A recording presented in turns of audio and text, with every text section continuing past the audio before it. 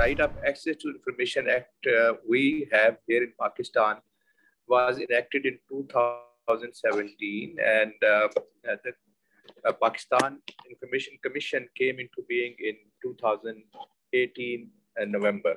So we have been here, three commissioners, trying to implement this law for last, say, 2 years and 11 months now, and we have a term of 4 years here. So first of all, I would like to share with you the way we were able to establish this commission from ground zero, and now we have been able to bring this commission, or in other words, we have been able to be sitting at the table along with the Attorney General of Pakistan, Registrar Supreme Court of Pakistan, High Court, and other ministries. And then I would specifically, according to the topic, will be sharing how RTI has been able to hold accountable the political establishment here, and with regard to use of public funds, and what are our major decisions. So when we assumed charge back in November 2018, when we were, so three commissioners, we were given a space in some government office. It's a very small room, and we didn't have budget. In fact, we didn't have the salaries for, say, first 8 months. And the government didn't provide us any staff, no budget. So, and we had discussions, and we decided that, well, we have to build it no matter what. So what we decided was that we started sharing word with people we knew, the journalists, and using social media personal accounts. Like the commission is there. You file your RTIs with public parties and send us your appeals at the office that we didn't have just to. So initially, without any office, without any staff, without any equipment, we handled 300 appeals. We issued orders on them. We issued notices and hearings, and we gave our judgments. And then after, say, 1 year, we were able to get our salaries, and we had last one year, we have a proper staff office, but even now we have very limited staff. We are still in the process. There are some lacunas. I don't want to go into total detail.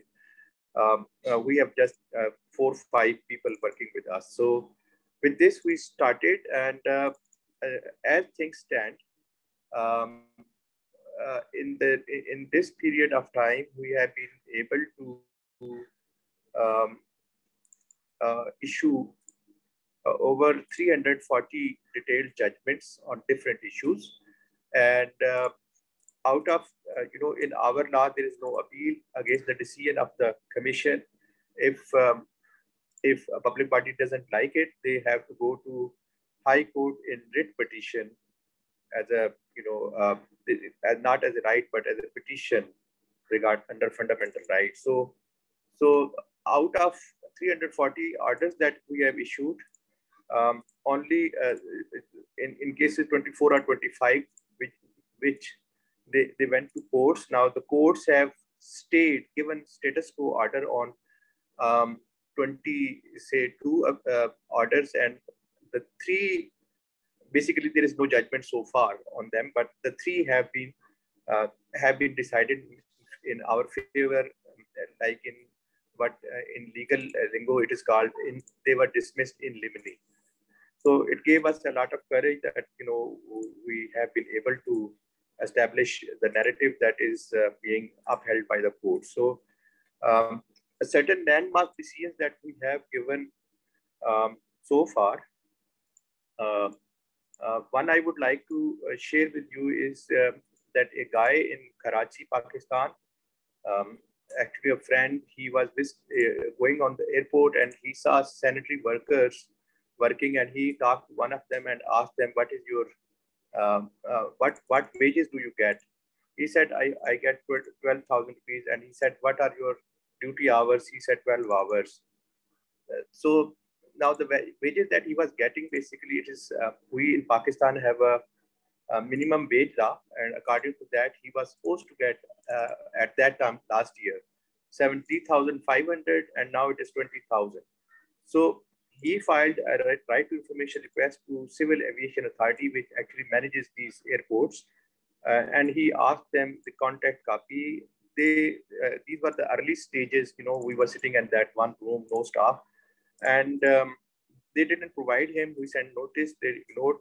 They didn't come to hearing, and we issued our judgment.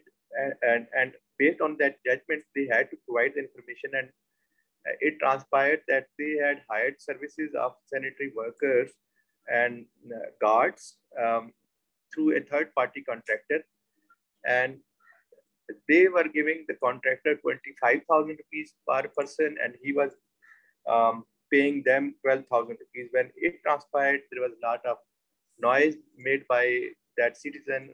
He took with him a group of citizens, wrote about it, and eventually they had to fire that contractor, and they took them on their own payroll and started paying them minimum wages. Now that person has made it a cause for himself, and he is filing RTIs left and right, and so many departments. There is this practice going on, throwing people to market forces. They work at the premises, but they don't pay them accordingly. And in our judgments, in many cases, it transpired that they say that we pay them. When we sign the contract, we sign an affidavit which says that the contractor will abide by the laws of the land. And in the judgment, we wrote that, we said that being officers, you can't rely on the goodwill of the contractor. You have to have with you the means of verification that the public funds are being used in accordance with the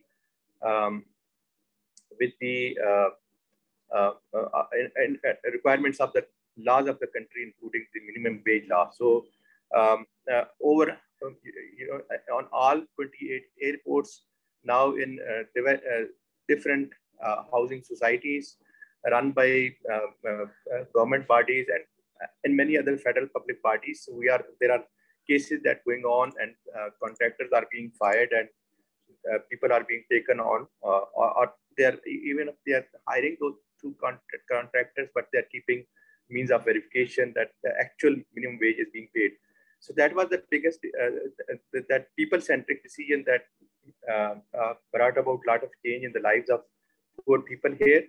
And then recently, so far as the politics of RTI or the political establishment is concerned, the big decision that we have given here recently, which actually made a lot of noise in political circles as well, was when our heads of states, the prime minister or the ministers, they visit foreign states, they sometimes the king or the presidents or the ministers, the foreign dignitaries, they give them they give them, they exchange gifts as well. So different countries handle these gifts differently. They handle differently. Like in Pakistan, you are supposed to hand it over to what we call here tosha khana, and then if the recipient of that gift wants to keep that gift, there have been different rules. Sometimes 10%, sometimes 20%, or now it is even 50% of the total price of the gift, and then you can have it.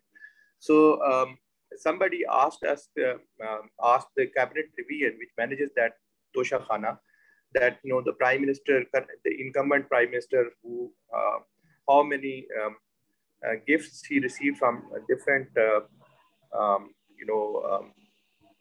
dignitaries, and what has been their value, how many gifts did he retain, and how many were deposited in tosha khana.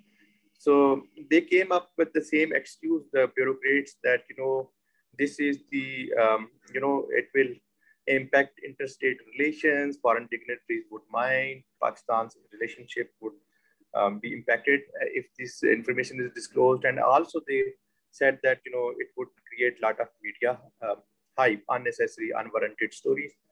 So we gave the judgment that, the interstate relations, uh, um, these gifts, they may supplement but cannot supplant the role of geopolitics and other interests that the states have. And the relationships are not, based on the kind of gifts that are exchanged, but there are other factors which impact. And the other thing is that it is the certified information, and not it is the absence of certified information and not the certified information which leads to the media hype and unwarranted stories. And actually they so what we do is that once we issue the order, they have 30 days to either comply with the order or challenge it and go to the court to set it aside. So we asked them to implement it. We asked them compliance code and issue show cause notices. Then they have gone to High Court, and the moment they challenge this decision in the High Court, it just helped broke loose, because everywhere, Delhi and in on newspaper, there is this coverage, and the same thing happened, which we indicated in the order, that it is the absence of certified information which creates media hypes. And now there are lots of accusations being leveled on the current prime minister regarding those gifts. We don't know what is the situation, but if they had given the public information based on records available, it would not have created hype. The other thing that we want, I would like to share with you, is that here in Pakistan, there are two bodies.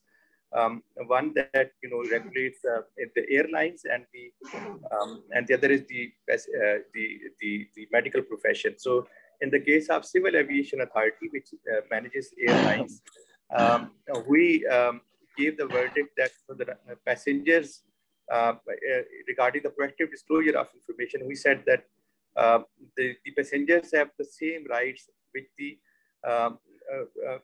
airlines has to promote its commercial interest. It uses different channels. So what we know is that airlines do communicate the responsibilities of the passengers, but they do not provide the rights of the passengers. Like they suddenly cancel flight, and basically they don't let you know the kind of rights that you have in case suddenly they cancel a flight. So we gave the verdict that rights of the passenger, information about the rights of passengers should be proactively disclosed through the same channels.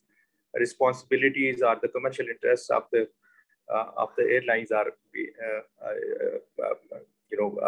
proactively published or disseminated. The other thing is there is this Pakistan Medical Commission, which regulates the private hospitals, and we gave the judgment that so private hospitals don't come within the purview of our law, but the information which the regulatory body can seek from them using the powers of the civil code, if that information can be sought by the regulatory body, citizens have the right to have the right citizen, especially and in the case of the patient has the right to get that information from the medical from the regulatory body if it is allowed under our law. So in that sense, this medical. We can hear you. Yeah, coming to the end of my presentation.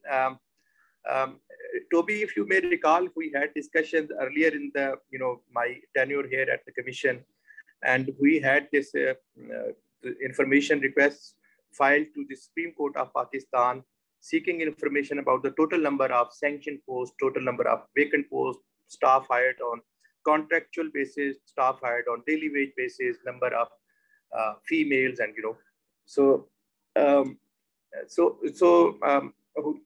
since we knew that court could be very sensitive, and there has been certain experience In India as well, the way Central Information Commission had to face lots of difficulties over there. So initially we tried to build our own institution, and we did not give judgment on that particular uh, uh, uh, information request. But we, when the information request was filed, we did send them the notice that this information request is has been filed, and you respond. So what the response they sent was that they said that there cannot be executive oversight of the Supreme Court of Pakistan.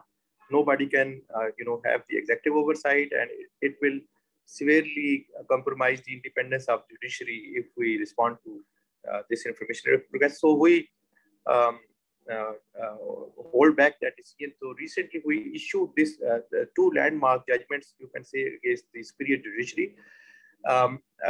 We said that in our law, although it is not explicitly clear, like in Punjab and KP law, Peshawar High Court and Lahore High Court, our provincial laws, they are mentioned, but in our law, courts, tribunals, there is one line: courts, tribunal, commissions, they are within the purview of the public body. So we said that you come within the purview of the public body, Supreme Court of Pakistan, and we believe that this act is neither designed nor by default it is aimed at having any executive oversight of the Supreme Court of Pakistan.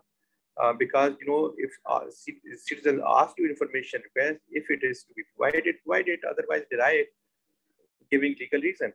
And anyways, so we gave this judgment, and we thought that now there will be some consequences. Anything, the court is, apex court is power, has the power, they can do anything. They can ask you to come over or whatever. So the good thing is that now they have submitted before us in a way, like we received an application, and Registrar Supreme Court of Pakistan through Attorney General of Pakistan, and they have filed an application to review our decision. And in fact, after this session, there's this hearing on this review petition as well. And the other judgment that we gave was against the superior judiciary regarding information. Was against the law ministry.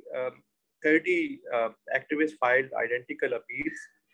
Clubbing them together, they had sought three things from judiciary, high court judges, chief justices, and the judges of both these courts. One, that their perks, privileges, and there is this culture of doling out very precious plots as well to bureaucrats and judges and generals here. So they asked the information about the perks, privileges, and plots given to judges. Secondly, their assets that they have, and third, the income tax that they contributed.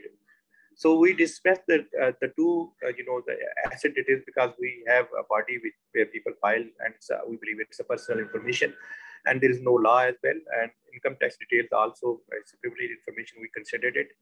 But we did order the law ministry to share the information pertaining to the perks, privileges, and plots allotted to these judges. So interestingly, the High Court has already complied because the law ministry, they didn't file basically review. They consulted them, and the Islamabad court has High Court in writing. They have provided them the answer that incumbent judges of High Court, neither they have applied for any plot, nor do they have any plot. But the information from Supreme Court of Pakistan isn't forthcoming, but actually it is the law ministry which issues notifications regarding these perks, privileges, and plots.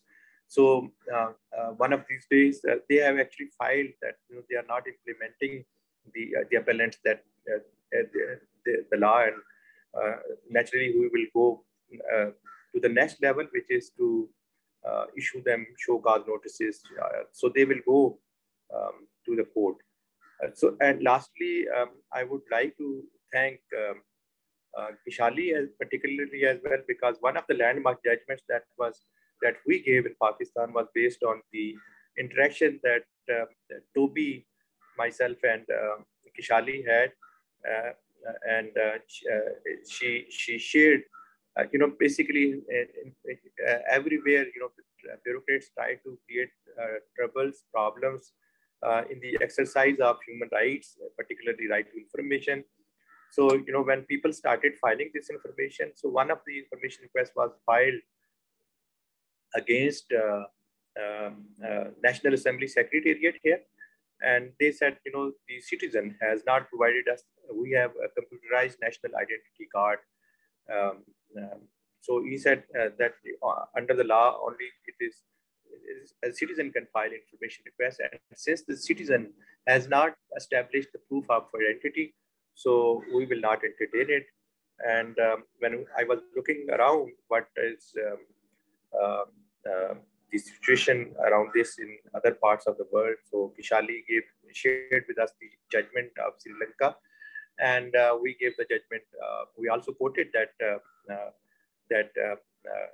judgment in our order that I mean, you should not be treating everybody as to be non-citizen to start with. You should provide them. You can seek only proof of citizenship when you have reasonable doubt based on objective grounds. So that was quite helpful, Kishali. So lastly, so there are constitutional bodies like President of Pakistan. We have given judgment against them. Supreme Court of Pakistan, Islamabad High Court, Auditor General of Pakistan, Election Commission of Pakistan. So out of them, only Auditor General of Pakistan has given the information. The remaining ones, they have also challenged our decisions in the court that, since they are the constitutional bodies, they don't come within the purview of the law. So this is what I wanted to share with you. Thank you very much for giving me the opportunity.